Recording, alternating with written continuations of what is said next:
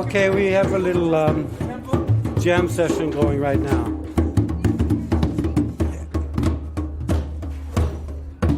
I think I'm going to play a little piano.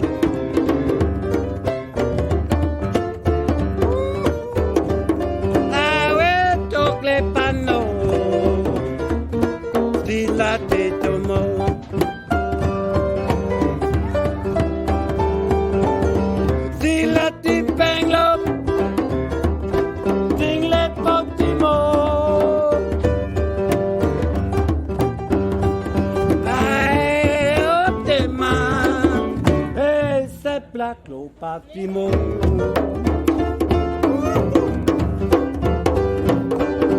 lo platimo, lo platimo, lo platimo, yo yo, lo platimo, lo platimo.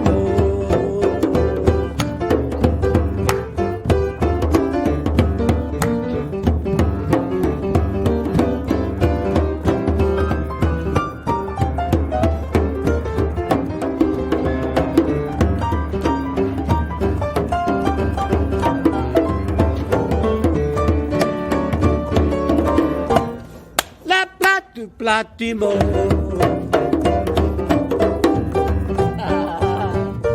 ling le pap tuengo, wimbly pap tueng, wingly pap tuengo, stibbly beep pap, when my boy mano apo, lele te mao, well mao, tilly tilly do. Como se plibo. Oh, Jun Jun. I'm being recorded. And I'm pretty shy about it too. Yeah. So, you went to El Salvador, right? Yep. That was our first mission in December. And that was for 100 Angels. Yeah, a nonprofit organization. We just started in December. So what is the mission of the organization? 100 Angels. The mission is to enter the homes of communities and find the needs and help them. Of who? Communities. Vulnerable communities. Vulnerable communities. Mm-hmm. And our first mission was in El Salvador. And it was amazing. And a couple days after we got back, that's when we were here helping with this. And Cecilia asked if there was not much going on with medical. I think they had a box and nobody really knew what to do. And Cecilia started taking charge and she asked us if we wanted to make it a mission. And we're like, yes, of course. So here we are. May and the founder of 100 Angels. Oh, okay. And she and her team of 3, right? 3 of you? 4. Mm-hmm. 4 of you? Total. They go to every single church organization. Sorry. Of course. We go to every arrival. Thank you. Every arrival. Yes, no matter if it's a church or like St. Vincent de Paul, any organization that's willing to take in the people will go and provide medical assistance. Oh, are you a doctor? Nope, I'm a medical assistant, but we also have doctors and nurses on our volunteer list. So they've got a volunteer list of, gosh, how many now? I think there's altogether? about 80 something. About 80 doctors, PAs, nurses, therapists around town who come and donate their time. And they're the only group that sees every single bus of people that comes from ICE. That's our goal. We How want do you to. make sure, like, you know, like, how do you know exactly where they're all going to be? So we built relationships with the With us? churches, Oh, with the churches, and now with ICE. Cecilia gets information, so we get the list of arrivals, and then we'll ask if we can be there, and if everybody opens our door. Everybody needs them. Everybody needs us, so yeah, they open There's their no doors. other medical group. doing And this. we have, I can show you our containers, but we have lots of containers worth filled of donations from stomach, problems to. So wait, who people donate medicine? Yeah, just Well, over the counter. over-the-counter medication. Okay. Over-the-counter medication. We don't do prescription. All we do is over-the-counter medication. Any emergencies, we refer to urgent care or the ER. And the ER, how are they with people coming in? Like, do they?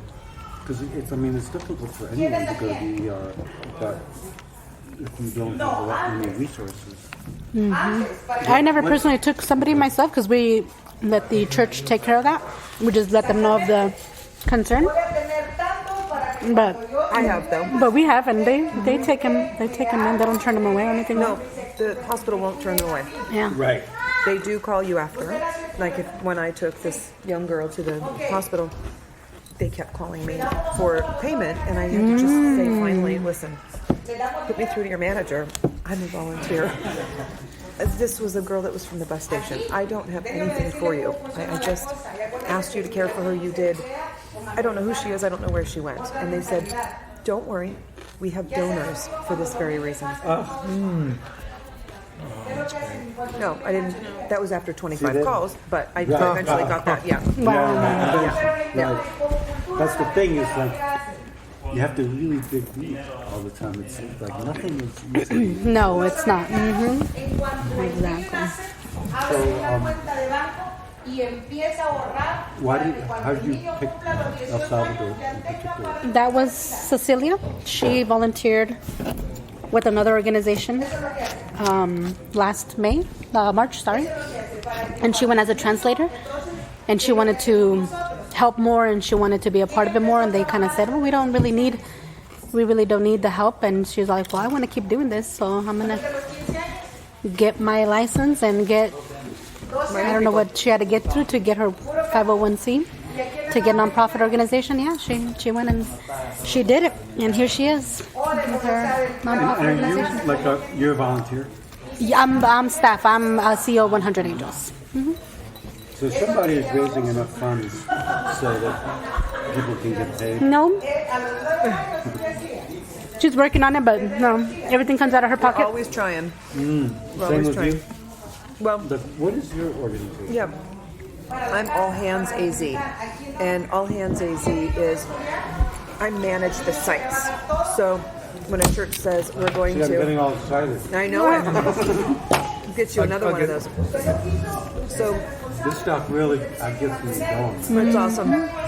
So when a church says that they'll receive people from ICE, they will contact us and say, we need volunteers, or we need drivers, or we need translators, we need, not medical because they're always there, but they'll tell me that they need things, and people, stuff, whatever, clothing, and we arrive with our volunteers. So my network, which I founded, is 500 people strong, volunteers. Yeah.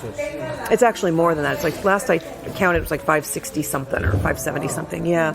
So a lot of people who are interested. And so we provide clothing. Somebody donated a clothing shelter to us. So we have a storage space that we have 8 people who run and manage, so that the churches can then come into the shelter into the storage. We give them the code, and they can literally shop. So if they know they're going to have 50 people, they can get clothing for 50 people, and And bring they it know back. where these 50 people are going? Like, do they know? No, we don't know that until they get here. And so when they arrive from ICE, Where is ICE now? ICE is in Phoenix. Place where they bring it. So that's the immigration and, what is it? Immigration, I can't even think of Something enforcement. enforcement, but I can't think what the C is. Immigration and Customs enforcement, yeah. And so what happens is, to give you kind of an idea, these people either cross over the border on their own against the law, or they wait at the border to legally go through the process that we are hoping that they'll do, right? And they tell the Border Patrol that they need help and that they're claiming asylum.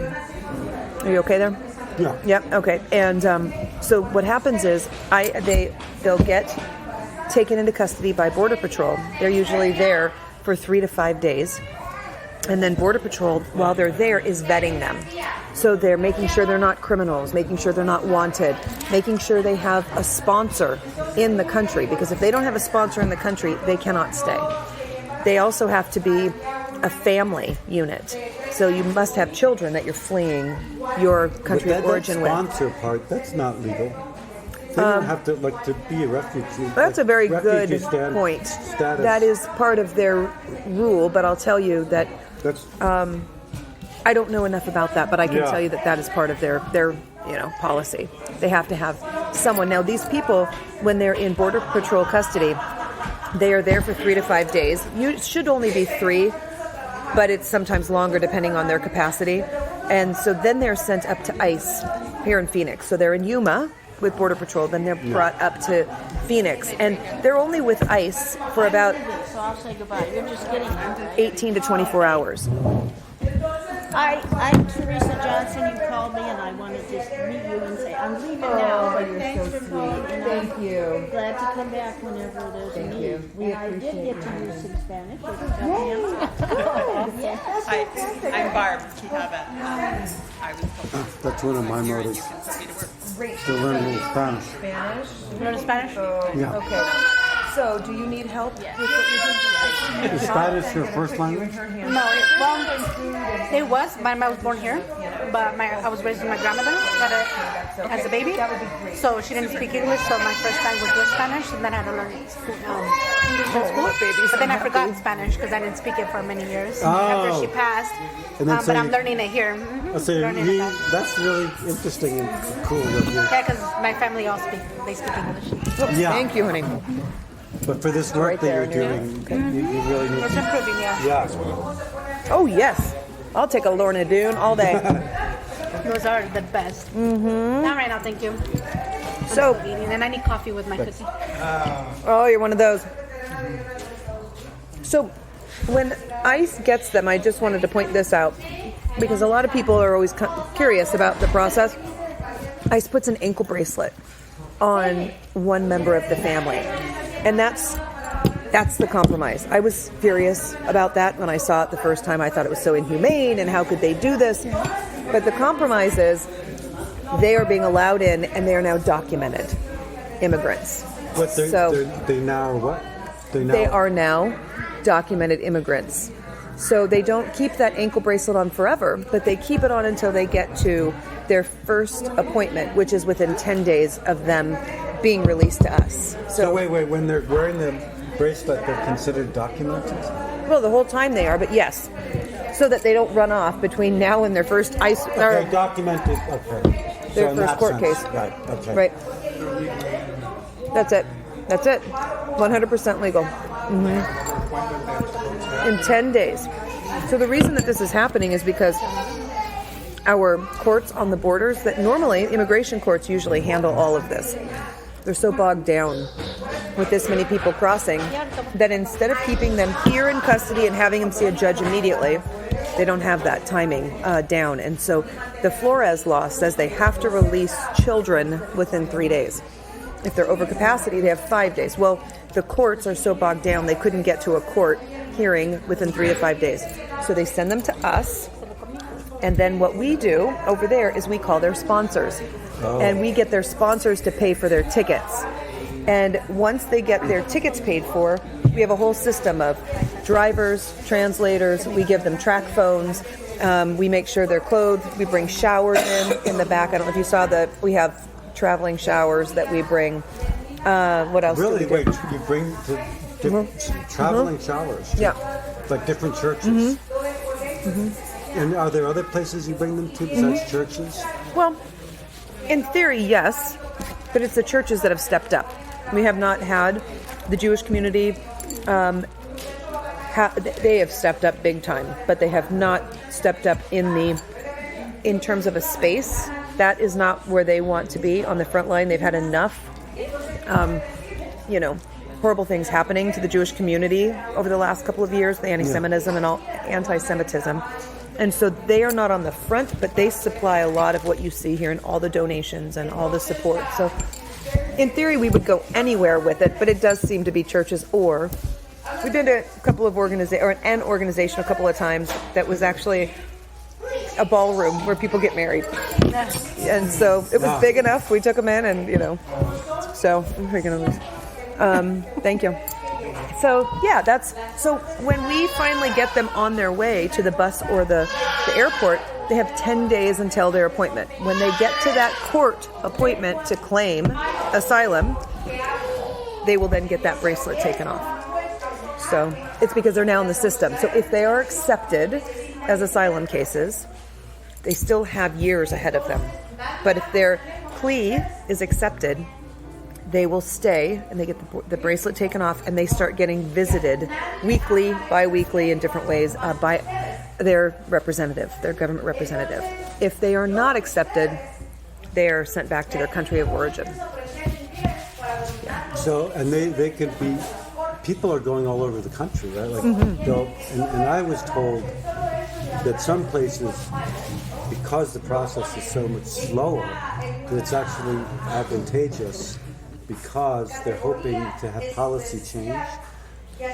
Some lawyer an immigration lawyer was telling me that they try to find, in Connecticut, for instance, she said. My state, sorry. Yeah. It's very slow. Not surprised. Yeah, and Tucson is very fast. Tucson is very... You're talking about the legal system. The process is, so they get processed very quickly. Yep. Whereas in Atlanta right now the wait is until August and September right now to see a judge. Can you imagine having to have an ankle bracelet that you have to charge every 12 hours? If you don't charge it, you are officially off the grid and alerting a system. Mm-hmm. It will destroy your case. That's the part. This, and you may. I think I can just say her name because I'm sure you know her. Cohen. Margot Cohen. Okay. She's based in Tucson. Okay. And she said that it's best to try to get relocated. And she works with people to try to get them sent to places like Connecticut. But now that makes me think about the ankle bracelet. Maybe this is before the ankle, because I don't think they always had that, right? Oh yeah, they have since October when this whole thing started. It really started. Well, October. This is consistent. Okay, yeah. I talked to her before October. Okay, so the consistency that's happened here has really been since October, but we had things going on last spring too. When they were going to the California border, then we had children being separated last summer, but the consistent 200 people a day, 7 days a week, started in October. Yeah, October 12th. So, yeah. So I don't know. I mean, they've always had them since we've been together. There was a lull where they didn't because I guess they ran out and they had to get more. So we had, I would say maybe 2 weeks where they didn't have them and we all were noticing. Maybe they won't have them anymore. And then all of a sudden, there they were again. Okay, so this one thing I have to be sure about is, because when I talked to you before, you wanted mostly warm clothing, but now it's gotten warm even in the east. Yeah, so now we've shifted everything. No more warm clothing. No more warm clothing. No more warm clothing. Okay, just summer clothing? Summer clothes. So and only still small and medium, right? Yep, for adults, small and medium. Yeah. Although... What about little kids? All sizes. Okay. All sizes. And I'll tell you, I think it's the babies that kill us all, that break our hearts, that really make us want to give the most. And so we have so much for kids, which is awesome. I mean, when we ran out of underwear and jackets, that too, but when we had underwear and jacket shortages, there were no shortages for little kids ever. Because, no one's going to let little kids go so cold. Underwear too? Oh gosh, underwear and socks are the two big things that we cannot get enough of. I just noticed that looking for, there's no women undergarments. All I found were a bunch of boxers for the men, and I had to give her a small pair of boxers. I think people feel weird about. Well, they shouldn't. That- They right, shouldn't no, because packaged, it yeah. packaged. Yeah, we don't want any used, obviously, but the packaged. I buy used. Well, Just so you know. we don't take. But we don't take used just because. Yeah, we don't. But anyway, all of that to say that we're shifting to summer clothes. So yes, it is shorts, pants, short sleeve shirts. But a lot of people want to send us things like.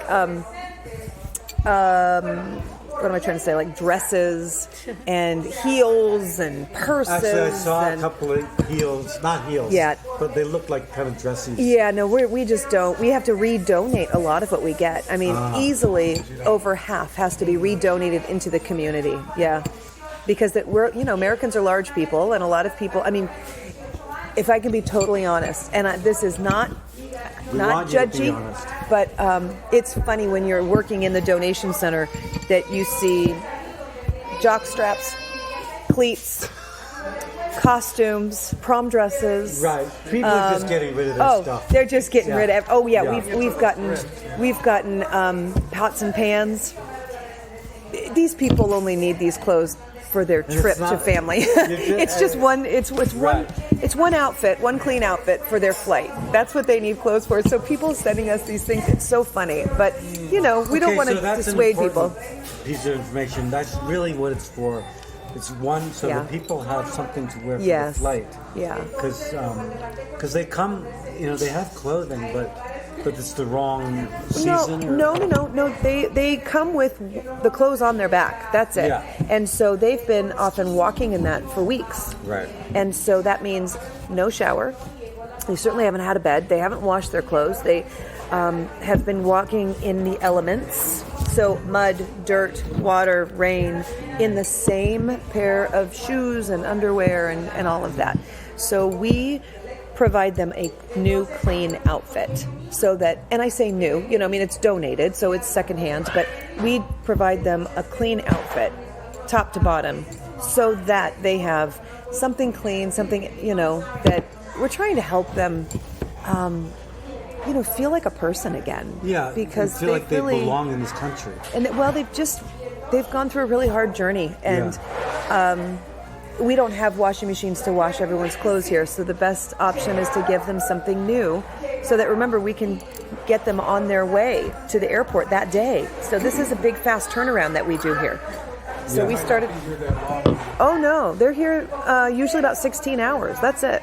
So these folks that are moving, They'll be, yeah. are their families or their sponsors? Hopefully not. Hopefully all of these people will be on a plane tonight. And if they're not on a plane tonight, if they're on one tomorrow morning, we'll have them go to a sponsor's family. Or actually I need to say the right way, a host family. And the host family will usually have them for a night and then drive them to their plane the next day. So we'll keep them here as long as we can, which is usually just overnight. But if it's 2 nights, we have to get them a host family. So, and then who determines where they go in the country? Wherever their sponsor is. So now when they come here, how do they, not everybody is able to get a sponsor ahead of time. It's usually, it's a family or friend. So usually a family or friend is already here. So that's who they go to, is a family or friend. But I don't know, I'm confused. Yeah. Because if you're fleeing persecution, you're not the chances of you having a family or friend in this country.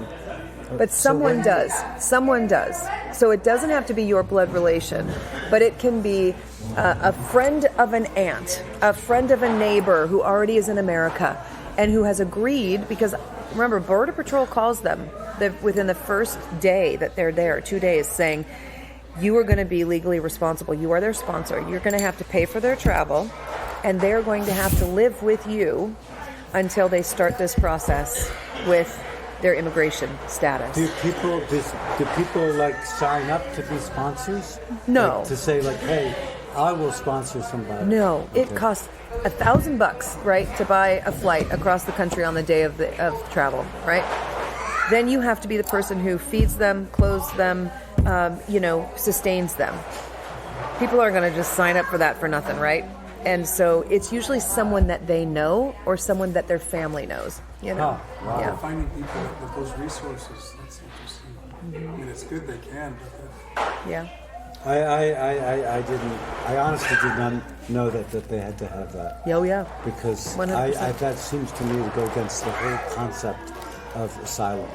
It's a country that's willing. Well, it's a lot it says that it's taking the poor and like Yeah, I agree and the with people you. that are and so asylum seekers. I always thought were people that had nothing nowhere to turn. Well, and the idea is they don't in their own country. Their life is at risk. So if they have an imminent risk of persecution, whether that that credible fear is because it's a religious, social, issue or pain of, or a fear of pain or death, if there is a credible fear and it's within these, I think it's 5 or 6 criteria, they can claim asylum.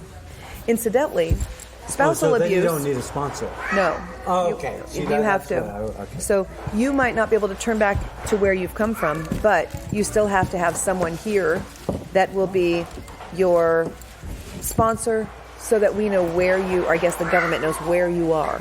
That's, they need to keep track, if you will. So, yeah, we've had people who've had sponsors actually just this week. They had a sponsor and the sponsor backed out. So the person was en route to Dallas and they were supposed to get in at Monday at like 2:30 in the morning. At noon on Monday, they had left on Sunday. At noon on Monday, the sponsor called and said, "I'm not taking them. They're not welcome here. So I don't know who's going to pick them up." So we had to just put out the alert to have eventually this woman who was a pastor at a church showed up at 2:30 to the bus station to pick up this family. I'm sending pictures of what they look like, and she's trying to. All they know is that their sponsor is coming. It was actually a sister, and she's not going to do it. And so this woman's coming with a picture of them trying to find this family of 6. And it can. So my job is to do all that I can to protect them so that they get to a sponsor. When this happens, what the government wants me to do is immediately call ICE so that they are alerted that these people's sponsors have backed out, because then they turn around and take them back. I'm not doing that.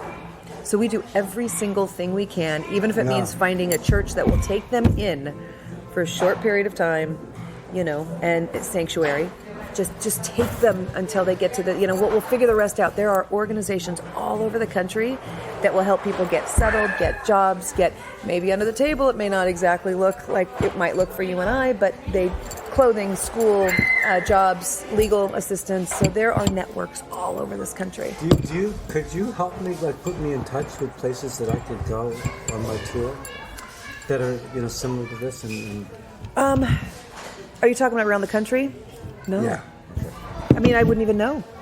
Because what happens is I call someone and I say, "Do you have anybody that you know in Texas?" And that's what he did. This church.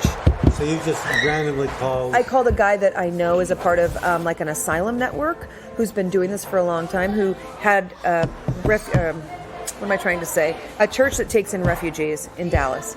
And I said, "Do you know anyone in your network? I have a family, blah, blah, blah." He said, "Yes, I know someone in Dallas." And so he called this woman who showed up. So it's not really like that. It's not like there's a registry or... So I don't know. I wouldn't even know where to begin. And it's not even secret. I mean, you're here. There's no secret. But I wouldn't even know how to do that for your tour, Yeah. But this is I'm so grateful that you thanks. took us in. I feel like you took us in. Well, we loved it. That was magical out there. And we can hang out longer, right? A little bit? yeah. If there's You can more, always- Is there stuff that however we can be helpful? No, I mean, it looks like they're getting food again. So do you guys ever perform in terms of not doing something? Yeah, we have a duo, and I'm going to be performing across the country. David's not coming with me. Okay. But They're going to come in here and eat in a minute. You see them lining up there? Would you guys want to do you have the right instruments? Would you be interested in maybe doing a little bit for them while they eat? we could. That'd be great. There's a plastic bottle and a bass.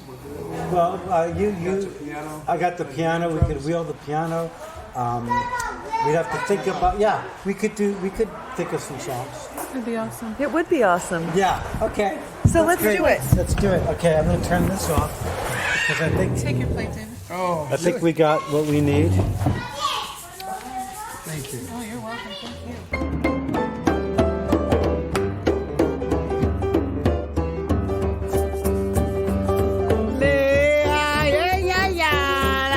La pupa no sticlito.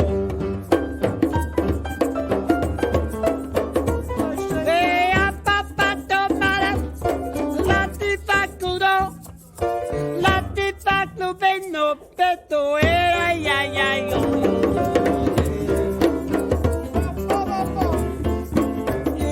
Animo, animo, let that pop, let it pop. Clip, clip, yo, pamplimo.